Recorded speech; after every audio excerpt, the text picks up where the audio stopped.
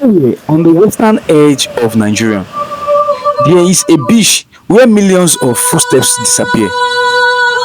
For over 300 years, enslaved Africa walk across this sand and none of them ever returned home. This is Bereful Island, the point of no return, and today I am going there. But I am not going alone. I am armed with curiosity, a cheap microphone, and two bottles of pure Lagos resilience. Because Badagry is not just a town, it's history that punches you in the chest. Badagry is about 2 hours from Lagos, well, depending on Lagos traffic, which means it could also be 7 hours. The moment I entered Badagry, everything slowed down. The air, the culture, the silence, it feels like a place that remembers everything.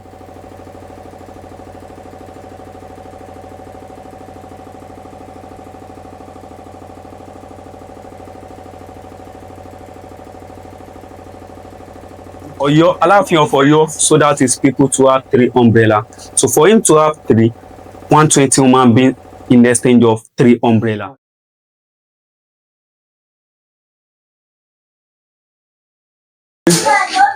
You are welcome to this compound called Brazilian Barracoon. And Barracoon means slave storehouse, where they store slaves in those days are waiting to be rightful owner of this compound. He owns this compound. And he himself was once a slave who later came back and become slave merchant. Now with the help of his master. The first master who bought him called Abbas bought him and took him to Dahomey, the Republic today. From there, another man come from Brazil called Mr. Williams. Anytime he come, we always saw the gentle boy with the master, then he demand to buy him. He bought him and took him to Brazil. In Brazil, Mr. Williams taught him how to read and write, then he sent him to school. And in Brazil, Mr. Williams, after teaching him everything, he called him one day, Mr. Man, come, I want to give you your freedom, but on one condition. What is the condition? The condition is that we free him, we send him back to his country. He'll be doing the running around his master supposed to be doing, going from interland to interland, from village to village, from town to town, in doing what? In search of slaves. So he accepted and was sent back to Nigeria.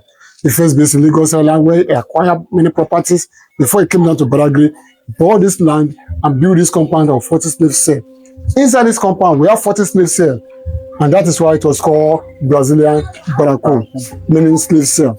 And each of the cell, they kept 40 slaves. 40 slaves in each of the cell. The total are 1,600 slaves kept in this compound and leave the shore of this country through this slave port outside, across the lagoon called Lagos Porto Lagoon or Badagry River to the island called Bereful Island. From there to point of no return. Then from point of no return to unknown destination. Now, because of the kind of currency we spend and use in those days, that doesn't have value in international market. Here's where the European market come about what we call bargain power. Trade by barter. Trade by barter, exchange of goods with goods. Exchange of property with properties. That's called trade by barter. That's how to come about bringing their product to Africa. It's an exchange of 40 slaves, 40 women being for one umbrella, a bottle of gin, 10 slaves, a bottle of wine, 10 slaves, the long cannon gun, 100, the short one, 40. Mirror and the bill depend on how you bargain, but yes, it's 10. Ceramic bowl is for 10 slaves, weighing gun 40 slaves. Now, even the gunpowder is in exchange of slave as well, like 10 slaves upward. And the kettle and the brass dish was a gift given to him, after he accepted Islamic faith when it was preached to by Islamic scholars and the turban Serike Muslimi of Badagry Kingdom, meaning he is the head of the Muslim society in Badagry Kingdom. Yes, that is where this man saw the names he bears, but his own name given to him by his parents is Ifare Mleko. And since then, that is where he saw the name he bears, Chief Seriki Williams Abbas, because his own name as Ifare Mleko automatically erased from his identity, and he continued to bear the Seriki Williams Abbas, the title name and the slave master's name, Chief Seriki Williams Abbas, by the slaves in 1847. Look at the year here. 1847. Was this before the first war in No. was that no. 1842? That one is 1842, this one 1847. And you can see the burnt bricks. You can see the burn bricks. All of this compound is a burn. All. Except the newly constructed one. Yes, you're welcome. Then here you are, they call it an inspection room. We have the chain gallery here. We have the antenne for the babies, the mouth cuff, ankle shackle, iron driller, axe with the chain for the babies. And also, we also have what they used to cover their mouth. They call it mouth guard. You can also make use of an iron branding for perfecting the lip and the padlock the mouth. Here we have some slave torture, how they torture the slaves, our equipment on the plantation. I said that here is an inspection room. Let's go into where 40 meals are stored for good 3 months. And we actually have 40 rooms in this compound. And in each of the 40 rooms, 40 slaves are kept in each of the 40 rooms. We have the minimum of 1,600 slaves in this compound. And they are exported to Brazil every 3 months. That's why they call it Brazilian Barracoon. Not all, because some of the slaves that were in this compound were owned by different masters. Then let's go into the inner room.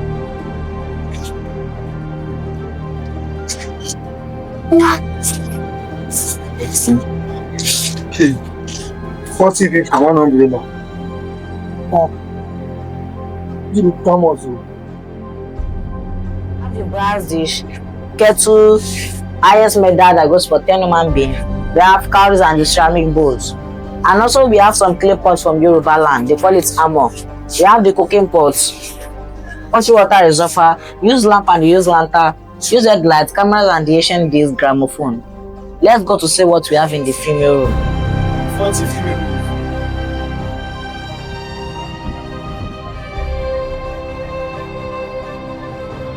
Domestic and field. This was used for the field slaves. For them not to run away, we take the leg of Paul, the leg of Peter. They put this together, they padlock it, and make them work together with this at the same time.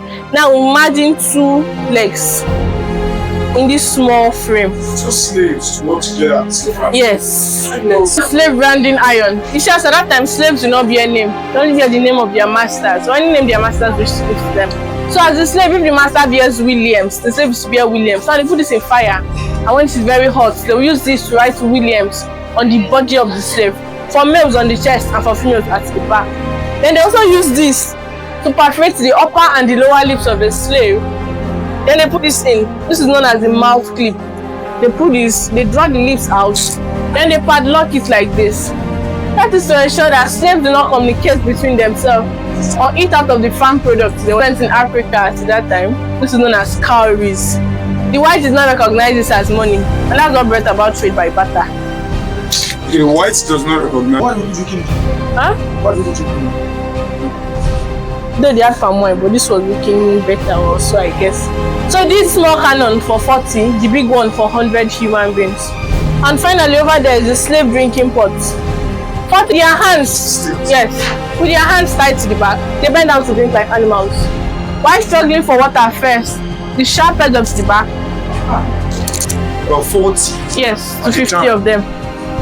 So while they are struggling for water first, the sharp edge of the pot tends to cut them, and blood, mucus, saliva, dirt They still have gets inside. They don't have any choice than to drink from it because they only have access to food and water once a day. ration.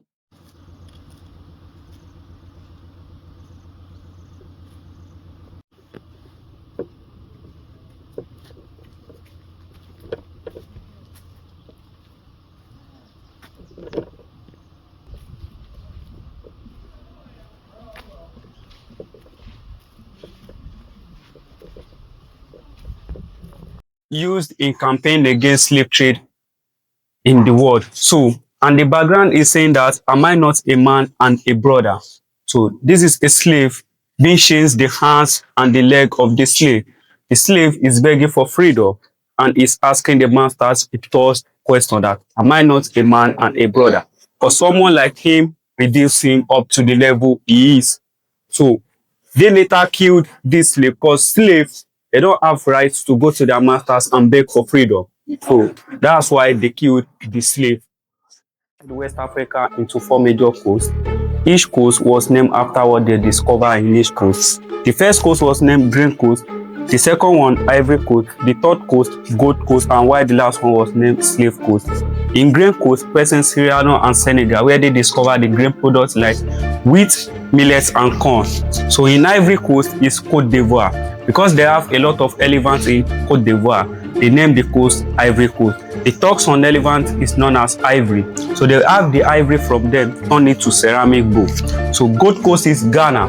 Because they have a lot of gold in Ghana, they will have the gold and turn it to jewelries. So Slave Coast is Badagry, Nigeria, and Republic of Benin.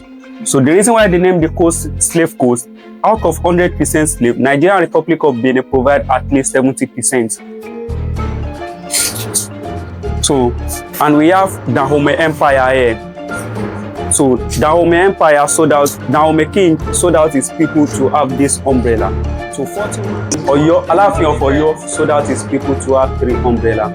So for him to have 3, 120 human beings in exchange of 3 umbrella. So they go to marketplace, they put fire on people's house. Once they run out to rescue their life, they capture them as a slave. They have to take them down from there down to Badagry coastal area here. So Badagry is nearest spot where they transport the slaves to unknown destination. So babies were attached to their parents. So they give the babies out as a bonus. And at my left here are the neck shackles for male, for female, for babies, Akulok 2 stops to indicate Williams at the back for the slaves. And for the females, they write Williams at the back for the females and at the chest for the males one. So separation of family. The whole family was not sold to the same country. They sold them out to different countries because of power of language. Once we are speaking our own language, Europeans didn't understand our own language. They think they may plan against them. So an artistic impression to the sheep, and the master get angry and beat him up to the level he is. So, and this is what the Europeans, this is what African leader, the neck chain will be more heavy on their neck than the wood. Okay, for the buyers to inspect each of their body in a market called Tanzania. So out of these people, they reject soft. Rejected slaves are called macrons. So the macrons, they don't look more healthy. That's why they reject them. But Europeans didn't allow them to come back to Africa. They kill them and use them to sacrifice the gods on their way coming back. So we have artistic impression of a market here in Badagry called Vlekete Slave Market. The market.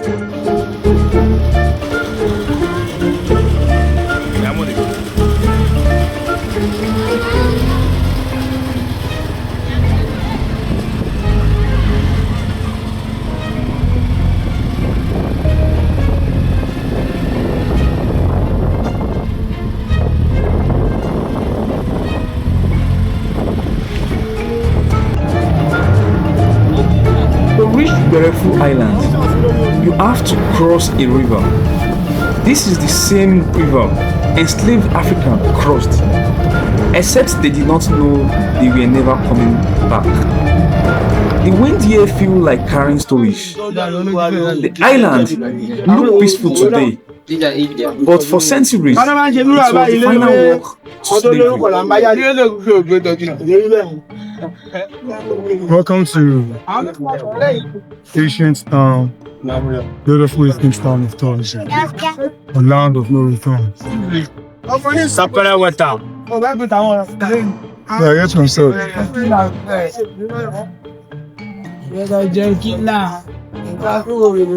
Now, what did you for?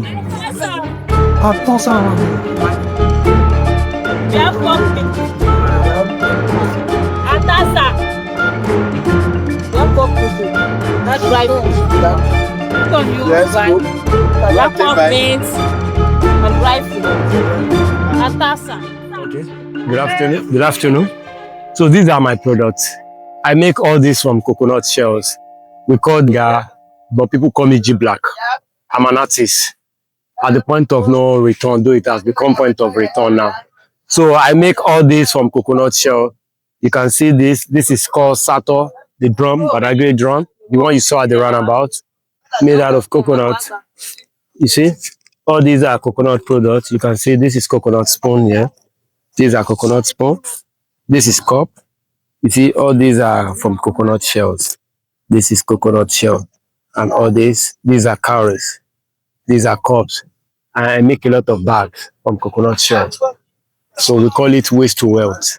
That is the heritage of Badagry coconut. So we make use of this coconut to do so many things. Nice one. Yeah. So once again, you're welcome to Badagry Island. Also, some people call it point of no return. Anyhow you call it, so far you know where you're going to. But the real name of this island is Berefu. Do.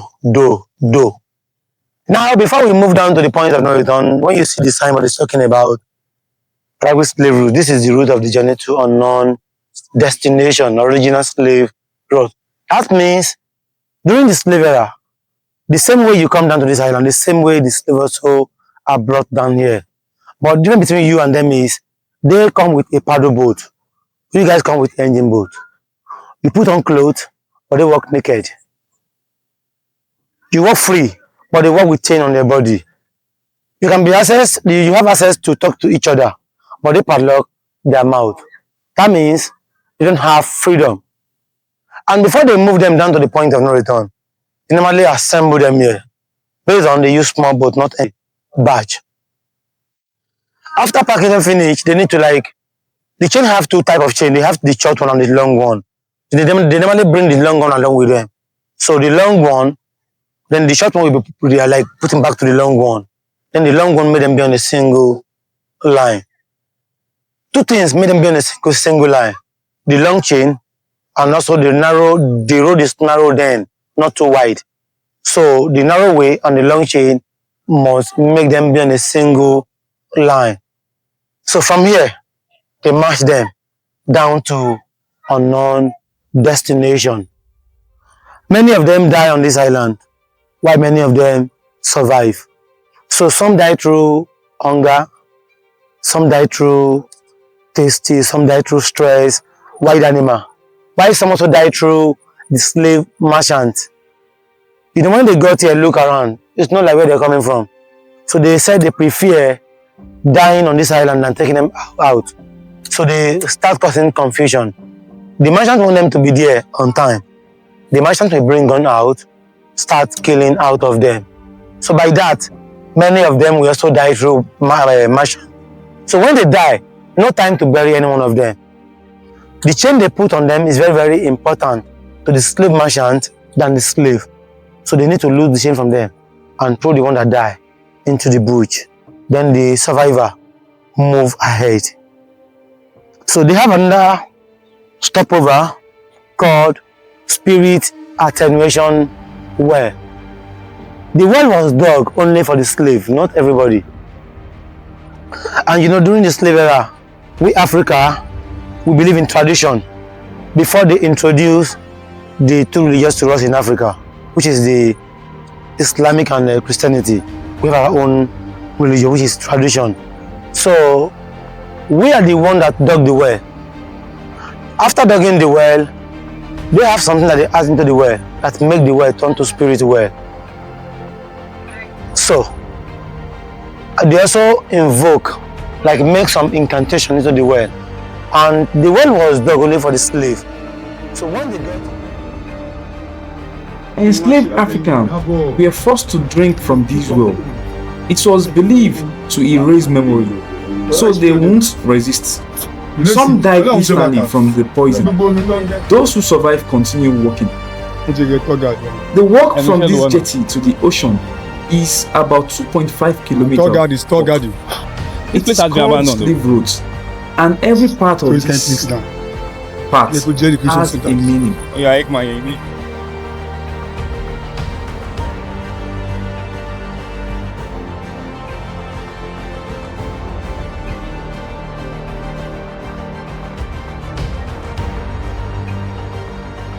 Imagine walking this barefooted, chained, dehydrated, scared, with no idea what is coming.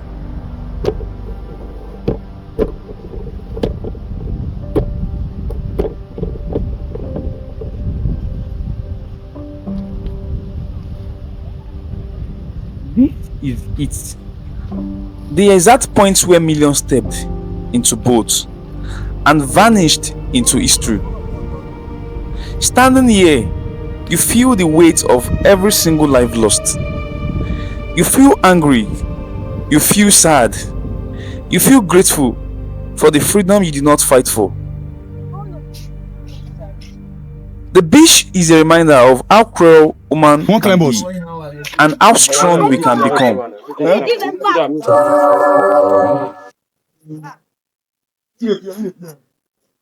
Now. How to face anything? When you are small, you didn't face anything. It's not possible now. Please. When you are small, you can't face anything. Badagry is peaceful, colorful, This will not be new. and This full of life. Children run across the same land where their ancestors were taken. History left a scar here, but the people turn it into strength. Coming to Badagry did not just teach me history. It made me see the world differently. It made me appreciate freedom. And it made me realize stories like these must never fade. Because history does not just disappear. It's wait for us to find it. If you want more stories like this, kindly subscribe to the channel.